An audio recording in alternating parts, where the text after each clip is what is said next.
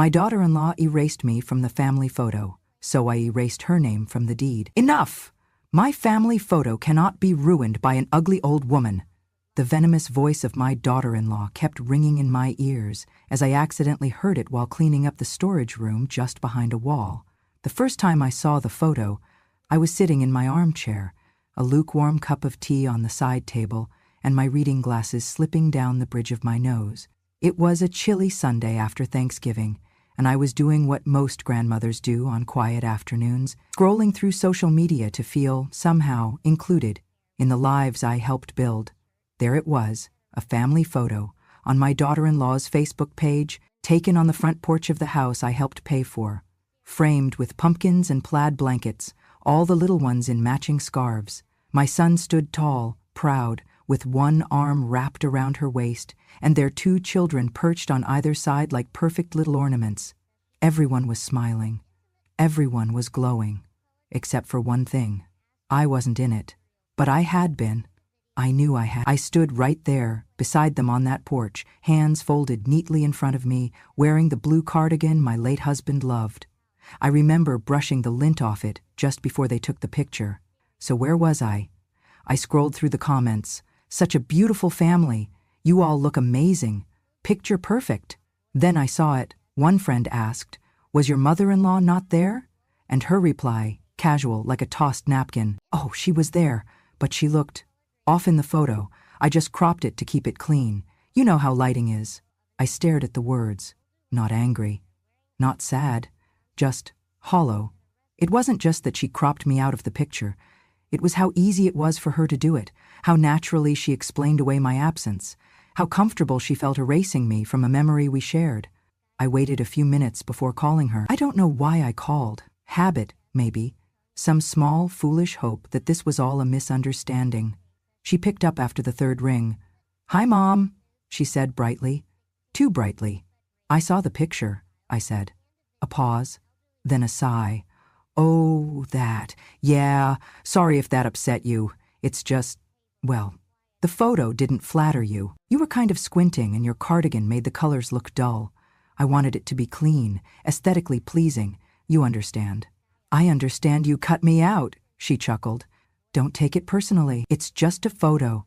Just a photo. I wanted to say something. I really did, but I didn't. Because something settled into me, low and heavy. This wasn't the first time I'd been erased.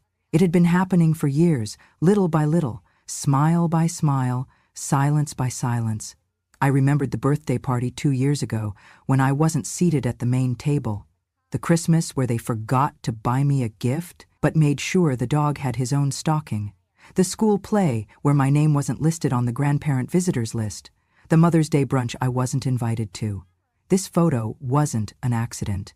It was a final confirmation. I was no longer part of their picture. Not just on Facebook, but in life. That evening, I took out an old album. Real photographs. Bent corners, smudged edges. I ran my fingers over each one. There I was, holding my son at the hospital, his face red and wrinkled. There I was at his graduation, at his wedding, carrying platters into their first home.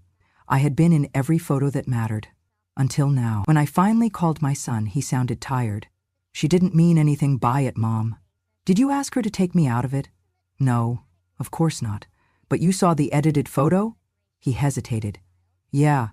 And you said nothing." Another pause. Then, softer. "It's not worth making a fuss over. You're being sensitive." That's when I knew. They weren't just erasing me from pictures. They were erasing me from the family narrative. I wasn't the grandmother who helped raise their kids. I wasn't the woman who co-signed the mortgage. I wasn't the one who stayed behind when their father died, making sure no one fell apart. I was the blur in the corner of the photo, the person they cropped out for aesthetics. I put down the phone. That night, I didn't cry. I folded laundry, I watered the plants, I cooked a pot of soup too big for one person, and then I opened my file cabinet.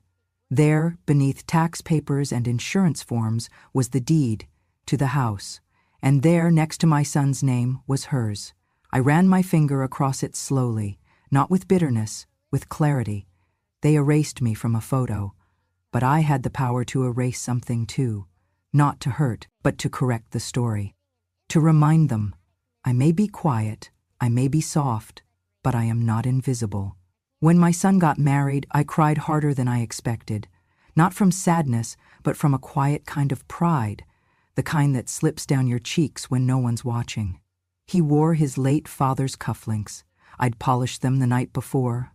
His bride was radiant, her family large and talkative, with opinions and expectations they weren't shy about. I sat quietly at the reception, toasted politely, smiled when prompted. No one knew the check I'd written to cover part of the caterer's fee, or the overtime hours I'd picked up cleaning offices at night to make sure my dress didn't come off the rack at a thrift store. I never told anyone.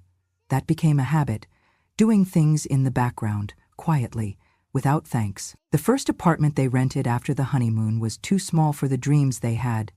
They wanted a house, a starter home, they said, but the market was brutal, and the bank was strict, so I did what mothers do when their children are too proud to ask, but too worried to sleep. I sold my car. Not the fancy kind, just a dependable sedan, but it was mine. Paid off, maintained, and familiar. I traded it in for a few $1,000s and walked to the grocery store for months. My neighbors thought I was just trying to stay active. I let them believe it. Then I did something even bolder. I took out a loan against the insurance policy my late husband had left me. It wasn't much, but with that and my savings, I scraped together the down payment. I handed it to my son in a manila envelope one rainy afternoon. He didn't ask how I got it. His hands trembled when he took it, but he kissed my cheek and said, "Thank you, Mom. We'll pay you back." I smiled. Not because I believed him, but because I didn't need it back. They moved in 3 months later, a modest single-story house with a red front door and a patchy lawn that I offered to mow myself. No, you don't have to," my daughter-in-law said, waving me off. "We'll get someone." They never did. The grass grew long until the city sent warnings, and then my son called me. "Mom, can you check on the house this week? We're out of town." I brought my own shears and garbage bags, trimmed the hedges, picked up trash, made sure it looked like a home someone cared about. I didn't live there. I wasn't even invited to stay overnight, but I paid the property taxes every year, quietly. I stood in line at the county office, wrote the check, and never told a soul. Why? Because my name was on the deed, not as a backup, not as a favor. I was listed as a co-owner. We had agreed if anything happened, the house wouldn't be lost. It was security, protection, a foundation for them and a little peace for me. But that, too, was something I never spoke of. What kind of mother demands gratitude for helping her child? What kind of woman keeps score of sacrifices? Not me. I let them think they built it all themselves. That's what they needed. And for years it was enough for me. I watched from the sidelines. Birthdays, anniversaries, new jobs, even the baby showers. I showed up, always with a gift, always with a dish, always just late enough not to be in the center of the photos. I told myself that was fine. I didn't want the spotlight. I just wanted a place at the table, a place in their life. But slowly, my seat kept moving further from the center until I was outside the frame entirely. It wasn't sudden. First came the "we're doing a smaller thing this year, just friends" explanation for a skipped holiday. Then the "she needs space as a mom, you know how overwhelming it gets" excuse when I wasn't called to help with the babies. Then the "we'll drop by sometime" that never happened. And still I paid the taxes. Still I sent birthday cards. Still I let them believe it was their home alone, because I thought that was love. Now, as I sit in this quiet living room, scrolling through a picture I wasn't deemed fit to be part of, I realize something. They never asked how I was doing. Not once. Not after I gave up the car. Not when I stopped buying new clothes. Not even when I missed a doctor's appointment because I was watching their sick child. It wasn't just that I was invisible. It was that they believed I had nothing worth seeing. No value, no voice, no place. But they were wrong. Because while they erased me from photos, I kept the receipts. Not just financial, but emotional. Every overlooked moment, every unacknowledged gift, every act of love disguised as quiet presence. I remembered it all, and now I was starting to realize maybe it was time they remembered too. It started with the locks. One day I arrived with a tin of cookies and a small sweater I'd knitted for my grandson, only to find my key no longer fit the front door. I jiggled it, thinking I'd misremembered. until a voice came through the security system. "Hi, this is Sophie, can I help you?" Sophie, my daughter-in-law, speaking to me like a receptionist. "It's me," I said, holding the key up to the tiny camera. "Margaret, I was just dropping something off." A pause, then a too sweet reply. "Oh, sorry, we changed the locks last week. You should have texted first." She opened the door eventually, but not before making me wait on the porch for 7 minutes while the kids stared through the window and giggled.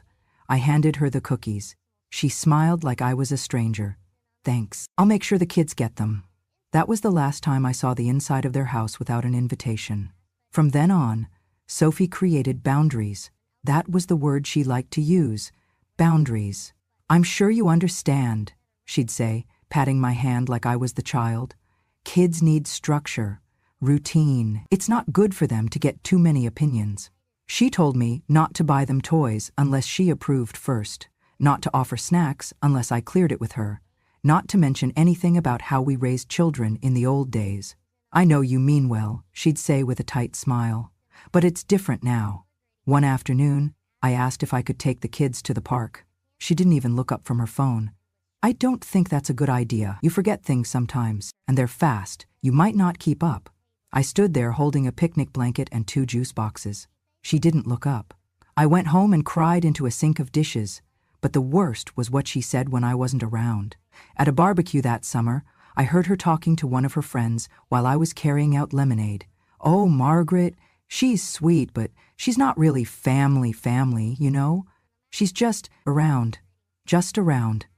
Like a neighbor, like a shadow, not the woman who held her son's hand through his first heartbreak, not the woman who sold her car to help them buy a home, not the woman who still kept every crayon drawing their children made. No, just around." I started noticing the way she rephrased things when we were in public. When people asked about their support system, she said, "My mom helps sometimes, never me." When the school had a special person's day, she invited her yoga instructor. When the family Christmas card went out, she sent it to friends but not to me. But the moment that broke something in me was at my granddaughter's birthday.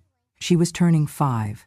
I'd bought her a necklace with a tiny gold heart, a simple piece I'd saved up for because I wanted it to be special. I showed up early, wearing a soft yellow blouse and my best smile.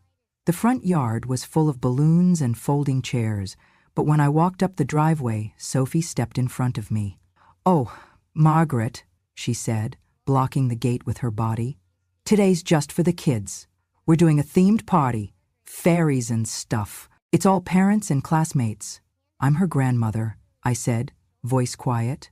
"I know," she replied quickly, glancing toward the guests, "but we don't want to confuse the little ones with too many adults they don't recognize. It's just easier this way." I stood there with the necklace in my hand. I looked past her, at the streamers and the cupcakes and the tiny wings on the backs of the children. I saw my granddaughter twirling on the grass, laughing, and I wasn't allowed in. "I understand," I said, because I always said that. She took the necklace and said she'd give it to her later. I don't know if she ever did. I walked back to my car slowly, the afternoon sun warm on my back, but my chest cold. In the rearview mirror, I saw them all gathering for a group photo. Sophie in the center, my son beside her, my grandchildren in her arms. I wasn't in the photo. I wasn't even on the lawn.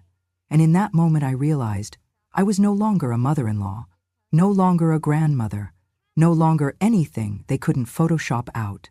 They didn't ask me to leave. They just made sure I never felt welcome enough to stay. The invitation came in a group text, an afterthought among a list of family members, friends, and neighbors. "Birthday dinner for Dad, Saturday at 6 p.m. Dress smart casual.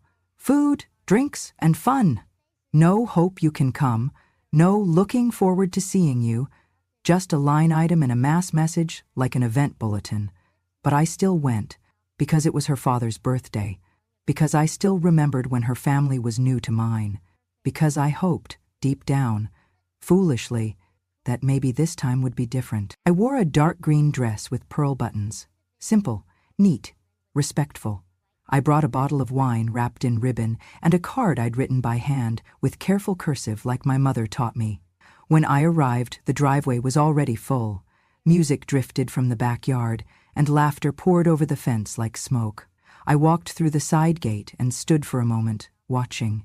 Long tables stretched across the lawn, lights strung overhead, wine glasses catching the golden dusk. My son was at the grill, my grandchildren were chasing bubbles, Sophie was at the center, laughing loudly, radiant. No one noticed me at first.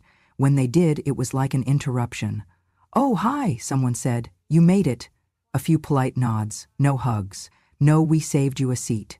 I hovered near the buffet table until Sophie finally walked over. "Glad you came," she said, eyes scanning past me. "Where should I sit?" I asked. She pointed to a small table near the edge of the yard, a fold-out. 3 chairs, one of them already occupied by the housekeeper. "You don't mind, do you?" Sophie asked. "We're keeping it cozy in the main area for immediate family." I smiled, but I could feel it trembling at the corners. I sat down. The housekeeper nodded, surprised. I poured her a glass of water and tried not to notice the way people looked over occasionally, puzzled, as if wondering why the help was having dinner with someone else from the staff. When the toast began, no one mentioned me. Not my name, not my help over the years, not the countless favors I'd done for that household. Sophie stood, clinked her glass, and said, "To my amazing father, who raised me right, who taught me what family means, and who gave me the strength to set boundaries even when it's uncomfortable." People clapped. She looked straight at me. Later, as dessert was being served, one of the guests, someone from her work, I think, asked quietly, "And who is that lady, the one in green?" Sophie leaned over and whispered, just loud enough for the table to hear, "Oh, that's just Margaret. She's always around. Just Dora." A familiar phrase. I pushed my cake away. The final blow came when I stood to help clear plates, just wanting to be useful, to feel part of something. "Mom," Sophie said sharply, loud enough to stop conversation. "You don't have to. Just sit. You like being quiet anyway, so just enjoy it." There was a flicker of laughter. Someone muttered, "Ouch." I nodded, walked slowly back to the little table by the hedge. And then I stood up again. I picked up my coat, my purse, left the wine unopened on the gift table, left the card with the others, though now I knew she'd never read it. No one stopped me. I walked across the lawn under the string lights, past the chatter and the cheer, past the faces who would forget I was even there. At the gate, I turned back one last time, and I saw them.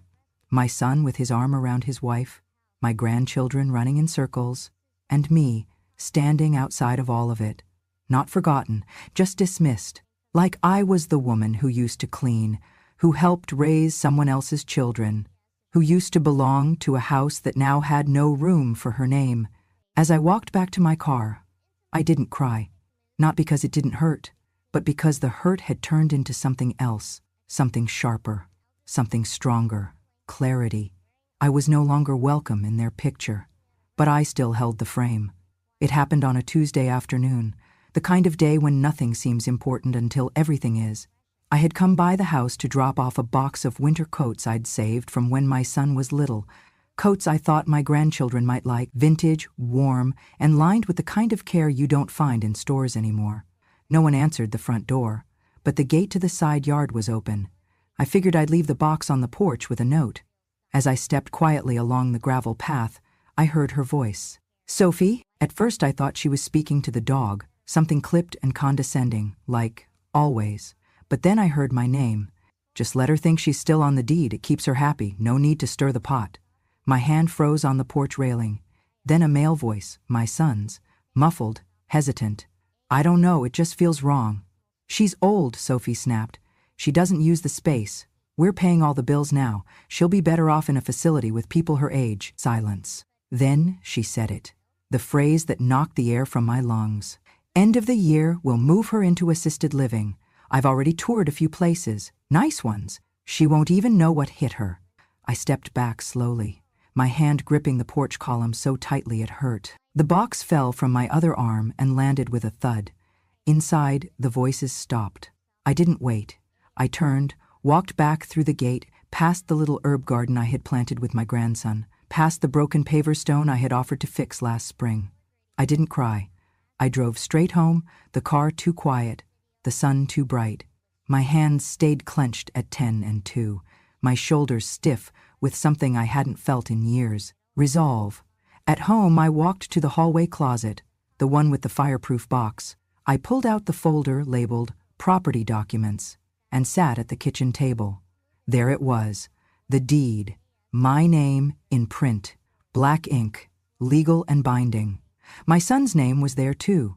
Hers was added later, in smaller type, beneath his. I pulled out the spare copy, the one I had kept for myself, though I had told no one, and I picked up the phone.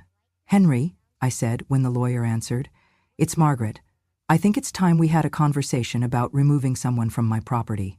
He paused. "Are you sure?" "I've never been more." He didn't ask questions. He didn't need to. Henry was the one who helped me draft the documents years ago, who advised me to keep control even when I offered generosity. He always said, "You can give without surrendering. Be kind, not foolish."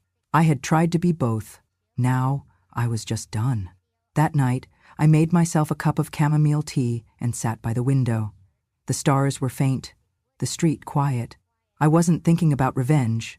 I wasn't thinking about winning. I was thinking about how many years I had given, without asking anything back.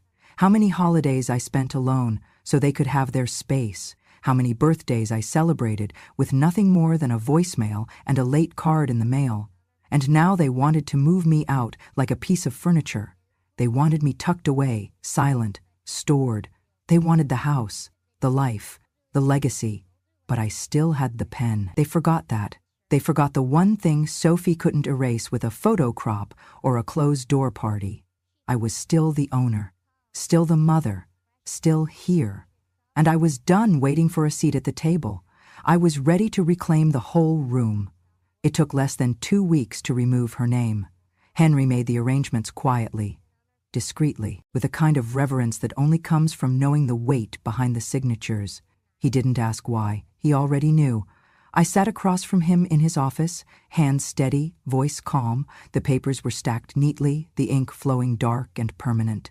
"There's a final clause," I said. "I want it added to the transfer." He adjusted his glasses. "Go ahead." "If I pass away," I said, pausing for just a breath, "the property will be donated to the Women's Support Shelter on 8th Street, the one that helps women start over." He looked at me for a long time. Then he nodded. "That's a bold choice." "No," I said softly. "It's the only just one." He understood. It was never about revenge. It was about returning the value of that home, the space, the safety, the roof, to someone who might actually need it. Someone who, like me once, had nowhere else to go. The house had been my sanctuary. It had been my sacrifice, and for years I had let others treat it like a trophy. But now? Now it would become a refuge. We signed the final documents, the notary stamped her seal, and just like that, Sophie was erased, not from anger, not from hate, but from the page she never deserved to be on in the first place. I left Henry's office with a certified copy in my purse and a lightness in my chest I hadn't felt in years. Back home, I packed slowly, not because I was sad, but because I was deliberate. Every drawer, every photo frame, every little dish had a memory attached. I kept only what I had brought into the house myself, my wedding ring, my needlepoint kit, a few favorite books. I left the rest for them. Let them decorate with someone else's life. As I taped the last box shut, I looked around the living room. I remembered painting those walls with my husband. I remembered rocking my baby boy to sleep in the corner by the fireplace. I remembered baking holiday cookies in that kitchen long before Sophie ever stepped foot through that door. This house had seen my best years, but it would not hold my last. I left a note on the kitchen counter, not to them, but to the shelter who would one day inherit it. This house was built on sacrifice. May it now become a place of restoration. Then I locked the door one last time. I didn't tell them I was leaving. I didn't know them that. Let them come home one day and find their key no longer fits. Let them call Henry and ask what happened. Let the silence speak louder than any confrontation ever could. Because I wasn't walking away in anger. I was walking toward freedom. I moved into a small, sunlit apartment on the other side of town. Modest, quiet, with a view of the garden, and a neighbor who brought fresh bread every Tuesday. No gate codes, no cold stairs, no permission needed. The first morning I woke up there, I brewed coffee and let it steep slowly. I opened the window and let the breeze in. I played Billie Holiday on an old record player I'd nearly forgotten I owned. And I smiled. because for the first time in years, I didn't feel like I was intruding on my own life. I sat down at the kitchen table with a pen and fresh paper. I began to write, not to them, but for me. My story, my sacrifices, my truth. Because they had spent years erasing me from the narrative. Now it was my turn to write the ending. And it would not be quiet. It would be strong. It would be certain. It would be mine. The apartment I rented was on the second floor of a sun-washed building near the coast. Nothing grand, a small balcony, a lemon tree out front, and neighbors who nodded hello without expecting anything more. It was perfect. The sea was just 5 blocks away. I walked there most mornings, letting the salt air settle into my lungs, grounding myself in the rhythm of waves and seagulls and strangers who didn't know my name and didn't need to. No one asked me where I'd come from. No one asked who I belonged to, and I found that liberating.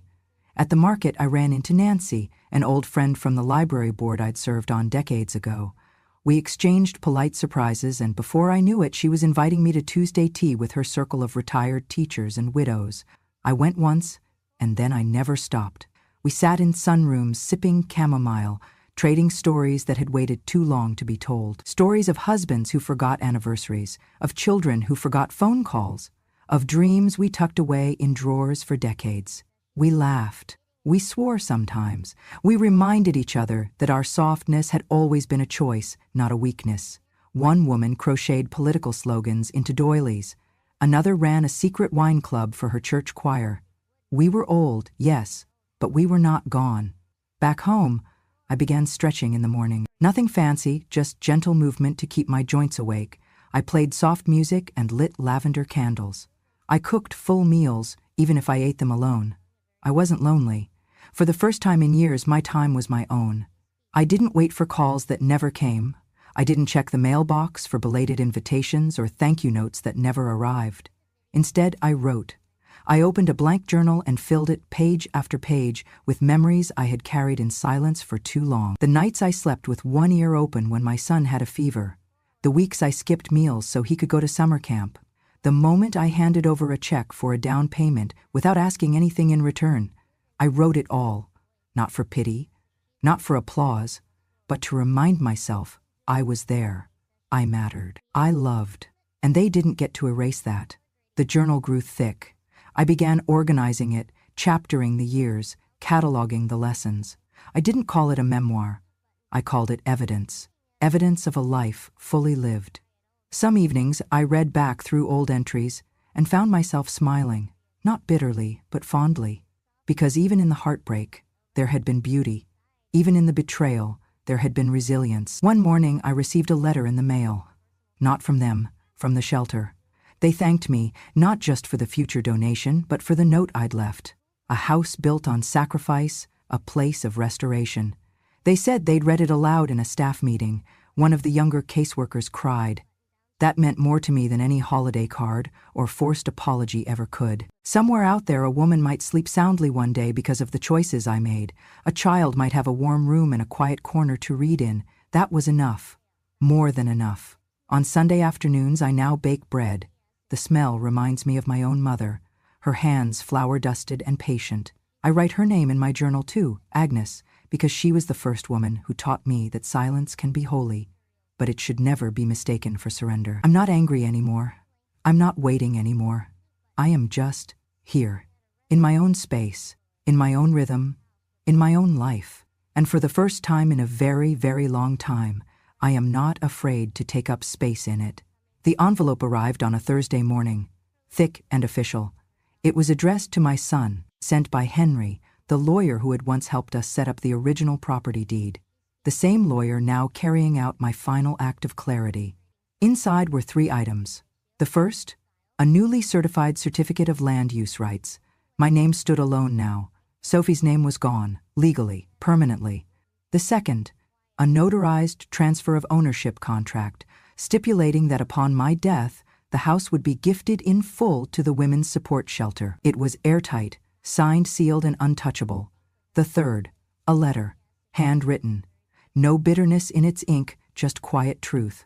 I once stood behind that house, behind its mortgage, behind its upkeep, behind its holidays and repairs and quiet safety, behind every memory they now try to curate without me. But I no longer stand behind anyone. I stand on my own, and I do not ask to be seen. I simply insist on no longer being erased. I don't know what my son did when he read it. I don't know what Sophie said when she realized her name no longer mattered, not in the legal documents, not in the narrative, not in the legacy. But I know what I did. I brewed tea, I lit a candle, and I opened my window to let in the salt air, knowing the house I once gave everything to now belonged to a future of healing, not entitlement. Sophie had spent years trying to curate the family image, to filter me out like I was a flaw in her backdrop.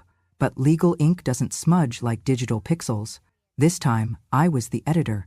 And this edit? It was final. Not cruel, not vengeful, just true. Because I didn't take anything back. I didn't demand repayment. I didn't drag them through court. I simply reclaimed my space, my name, my voice, my worth. I didn't burn the house down. I just took back the match and walked away. Weeks passed. The calls didn't come. I wasn't surprised. I had stopped expecting apologies long ago. What I didn't expect, though, was the letter. It arrived in a plain envelope, no return address, only my name, carefully written in handwriting I hadn't seen in years. Inside was a single sheet of lined paper. My son's handwriting. Mom, I don't know how to start this. Sophie is furious, as I'm sure you guessed. She says you embarrassed her, that you made a scene without ever showing up. But I know better. You didn't make a scene, you made a decision. And maybe that's what hurts most. How clean and silent it was, how powerful. I went through the documents. Everything checks out. Everything's legal. Henry made sure of it. I guess I always knew your name was there, but I didn't realize what it meant. Not until it disappeared from our lives in every other way. I've been thinking about all the things I never asked you, like how you managed after Dad died, how you paid for things without ever letting me see the strain, how many times you said, "I'm fine," when you weren't. I want you to know something. I saw the photo Sophie cropped you out of. I didn't stop her. I should have. I see that now. I don't expect forgiveness, but if there's room in your life for me to visit, without pretense, without her, I'd like that. Love, James. I folded the letter slowly, not with tears, not with rage, but with that old ache mothers know too well, the one that lives just beneath the rib cage, where memory and muscle collide. I didn't call him. Not yet. Instead, I took a walk to the ocean. The wind was brisk that day, carrying the scent of salt and something faintly floral. Along the path, a group of children were collecting seashells in buckets, their laughter unburdened and wide. One little girl turned and waved at me. I waved back. That night, I wrote in my journal, "Let him come. Let him walk the path back, if he's willing. But I will not meet him in the place where I once begged to be seen. I will be here, whole, steady, already home." The next week, a volunteer from the shelter stopped by my apartment. She was young, early 20s maybe, and she held a clipboard nervously as she stood at my door. "I just wanted to say thank you," she said, "for the donation, for the house. We're renovating it now, making room for mothers with children. A fresh start." I invited her in, poured her tea. She asked why I gave them the house, and I said simply, because no one should be made to feel like a guest in their own life. She wrote that down. A few days later, I visited the house, quietly. The curtains were new, the lawn was mowed. The door once locked to me stood wide open. Inside, women moved gently through the space, setting tables, folding laundry, guiding toddlers with soft voices and warm eyes. No one asked who I was. I just stood for a moment in the hallway, near the spot where Sophie once told me to stay quiet, and I listened, not for shouting, not for conflict, but for peace. And I heard it, the soft hum of safety, the rhythm of women rebuilding, the echo of silence that no longer meant exile, but ease. That night, I baked 2 loaves of banana bread. One I delivered to the shelter, the other I kept, just in case, because maybe James would come, and if he did, I would greet him not with a lecture, but with a slice of bread, a cup of tea, and a question, "Are you ready to see me now?" Not as background, not as burden, but as someone who never stopped loving, even when she walked away. This isn't a story about revenge, it's a story about return. return to self, return to dignity, return to truth. And while I don't know how it ends, I know this. I'm in the picture now, not by invitation, by decision. And this time, I'm not stepping out of frame. If you've ever been edited out of your own life, if you've ever been told to be quiet while others rewrote your story, if you've ever stood in the background of a picture that wouldn't even exist without you, remember this. Silence isn't surrender. Silence is preparation for a response that doesn't shout, because it doesn't need to. You do not need their permission to take back your place. You only need your own truth. Subscribe to Grandma True Stories, where the forgotten get the last word and the quiet finally speak. Because when a grandma tells her story, the world listens.